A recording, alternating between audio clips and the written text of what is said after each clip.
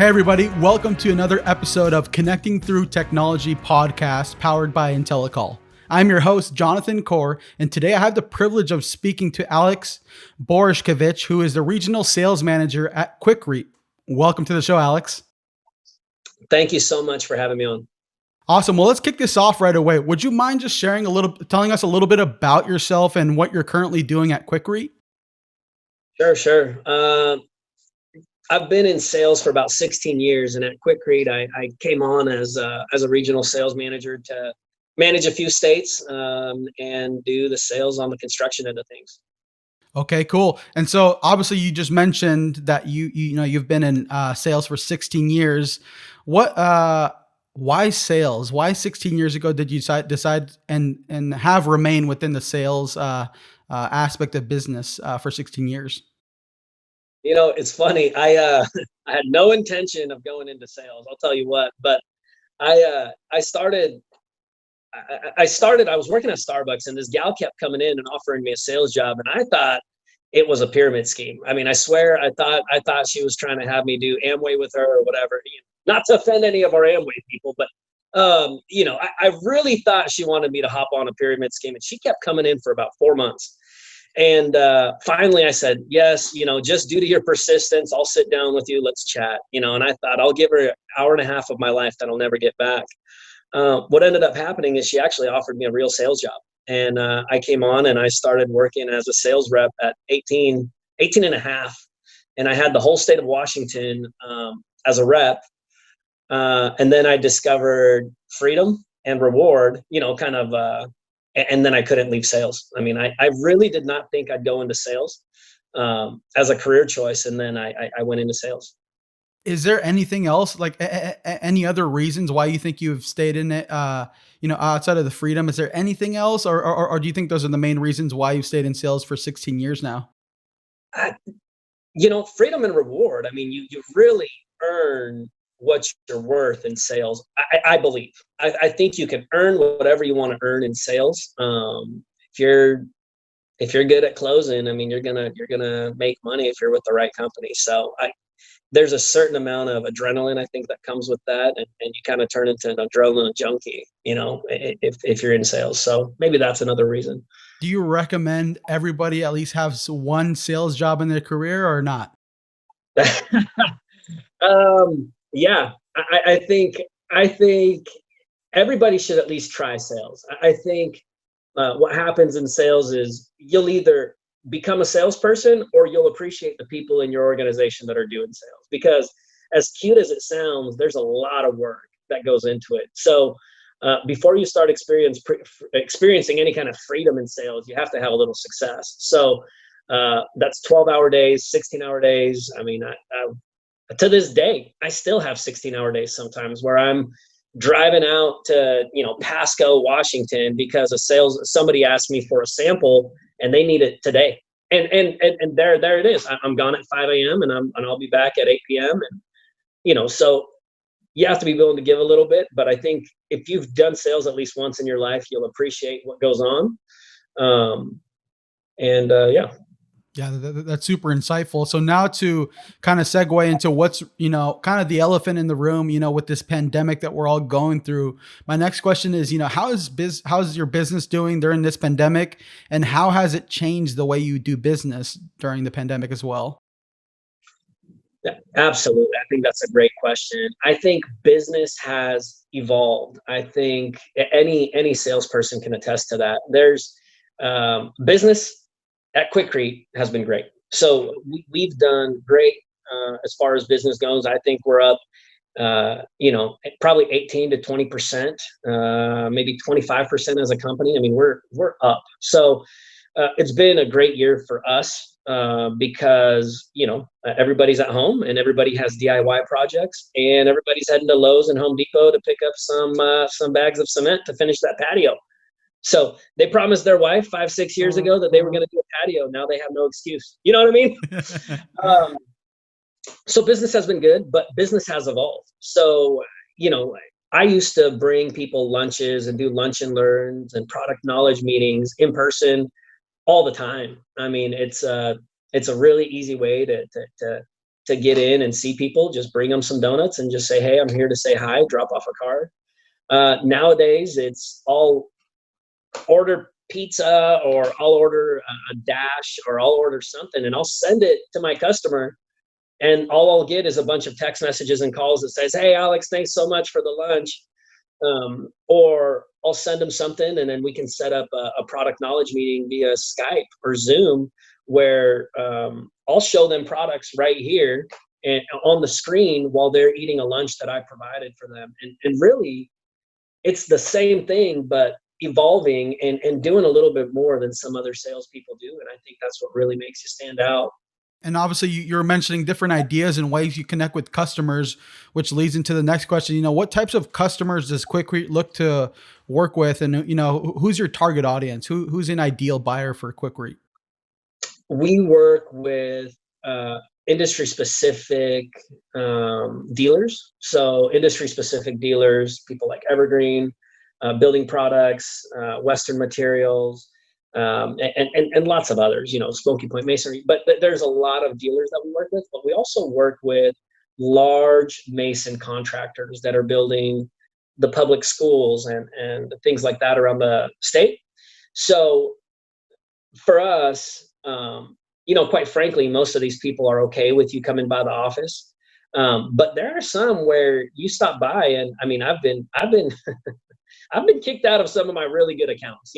Hey, you're supposed to call in advance, and I learned that the hard way at the beginning of the pandemic, where me wearing a mask isn't enough. I mean, people really want this level of respect where they want a separation. They want you to call in advance. They want to know that you're not sick. They want to know that that you're okay to come in.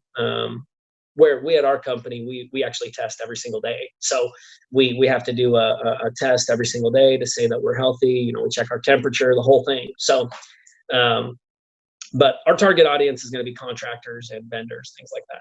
We hope you're enjoying today's episode. Here's a quick shout out to today's sponsor. Intellacall is a video software that connects your customers with anyone in your organization with just one click from your website. But in a world filled with video software, why should you consider Intellacall? I'll tell you why using one word: simplicity.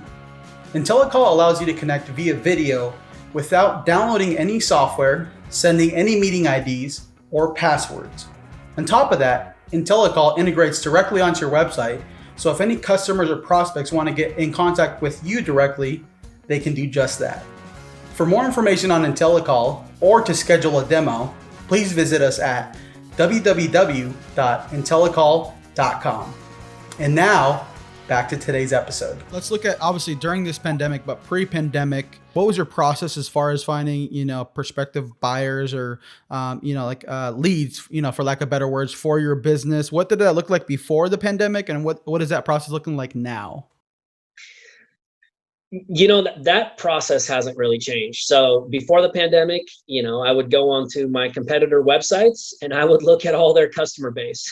I mean, I think it's the oldest trick in the book. I mean, you have helped me figure out who your customers are by simply putting links to their websites as, places that people can buy masonry products. So, we would hop on there, or I would hop on, these websites. I just do Google searches for masonry contractors. And then the last thing I would do is hop on, maybe we have Union Masons. And so I would get on the Union Masonry website and just kind of old school, traditional. You could do this in the yellow pages or in the white pages back in the day. And now we're using Google and websites. It's a very old school way of finding customers, but it's an effective way. Yeah, for sure. That makes total sense. And kind of going back, which I would say aligns with this whole notion of connecting with customers or prospective customers, is what advantages do you think there are as far as face-to-face interaction when you're looking at, obviously engaging with the prospect versus, the phone, or versus, maybe a video call? Like, what's the value or importance you see in face-to-face interaction for sales specifically? I think it's crucial. I mean, I really do. And I've noticed a change in the demeanor of my customers. People react to you different when you see them face to face than whether you're on a call or even like a Zoom call or a Skype call or whatever, FaceTime, um, people can be more abrupt. People can tell you no a lot easier over a call. Hey, I'm not interested. Versus when you're in front of somebody and you're looking them in the eye and you can feel each other and you feel you kind of feel for lack of a better term, you kind of feel their energy and you can read their body language and you know when to stop and you know when they're tired of hearing it. I think we lose something when we're not in front of people. It's not impossible. Obviously, we're doing it, but that's why, in my opinion, getting back in front of people is just crucial. So find the people that are okay with you showing up and show up. Yeah, for sure. No, that piece makes a lot of sense. So specifically when it comes to body language, or let's just say, you know, are there any like tips or advice, that have been really helpful for you as far as body language, as far as like face to face interaction? What do you do to better, maybe it's building rapport? Like, what does that whole process look like for you?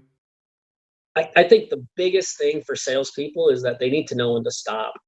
As a salesperson, we can talk about anything and we can talk for a long time. I mean, just look at the way I'm answering your questions. You're asking me one thing, I'm giving you a runaround and then getting back to the point. The salespeople love to talk, and we have to know when to stop. And so I think reading people's body language, if people are squirming, if they're unattentive, if they're trying to do their work, but they're too polite to tell you to just beat it, you have to understand that. You have to understand that after 5-10 minutes, you came into somebody's workspace and they probably want to do their job. So unless they come out from behind their counter and they're outside chatting with you and they don't want you to leave, it's probably time to leave. So, have respect, do your 5-10 minutes, unless you scheduled a 30-minute meeting and you brought some food and some lunch and you can entertain them for a little bit,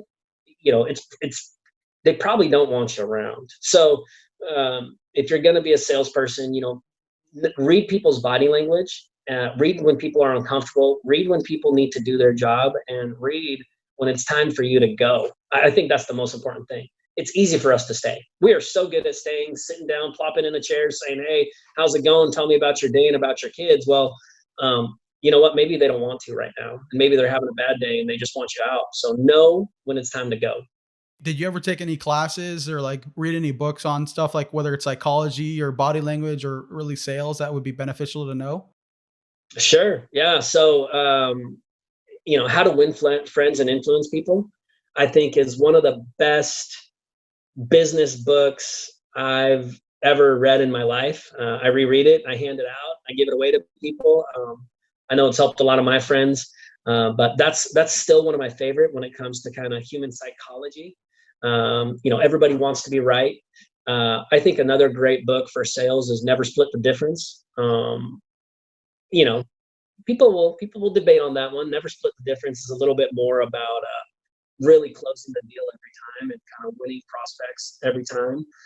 But How to Win Friends and Influence People is a great one. It really talks a lot about body language. It talks about people always wanting to be right, and even if they're wrong, there's a right way of telling them they're wrong. So, or educating them into them still feeling like they're right, but you educated them into that place. So Yeah, for sure. That's a solid book. It's one of my personal favorites as well. So I'm glad you mentioned that piece. When it comes to sales, so you mentioned obviously like, when you're looking at prospects, you go on Google, you go on competitors' websites. Is there any tools or technology you use to keep track of, your pipeline and different things like that? Or is it just an Excel spreadsheet? How does that process look like for you? for me, it's both. So, I mean, I really did put together this huge Excel spreadsheet of everybody, every single person in Washington and Oregon that's a potential customer. I put that thing together, whether they were a good potential or a bad potential. I put it together. I have all the phone numbers, I have all their addresses, I have, everything on there. So I do have an Excel spreadsheet. I do think it's really effective to use, a CRM system, Salesforce, HubSpot, whatever you want to use. But I think in those CRMs, it's easy to get lost and waste a bunch of time.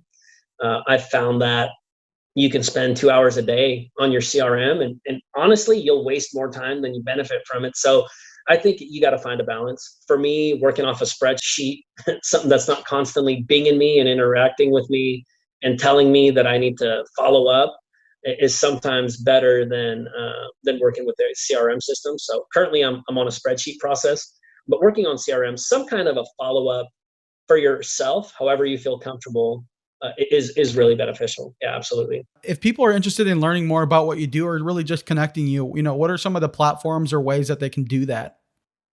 Sure. Yeah. Follow me on LinkedIn. I mean, I'm gonna continue to post on LinkedIn.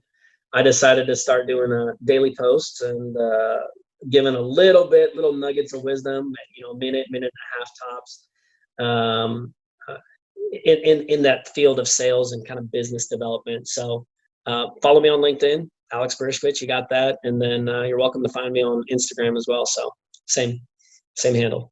Awesome. Cool. Well, thank you so much, Alex, for hopping on the podcast. I appreciate you coming on, sharing some of your sales experience, what's working with you and for you at Quikrete, and also too just some insight resources and strategies that people can implement right away in their business or sales organization. Hey, Jonathan, it's been a pleasure, and I really appreciate you. Thank you.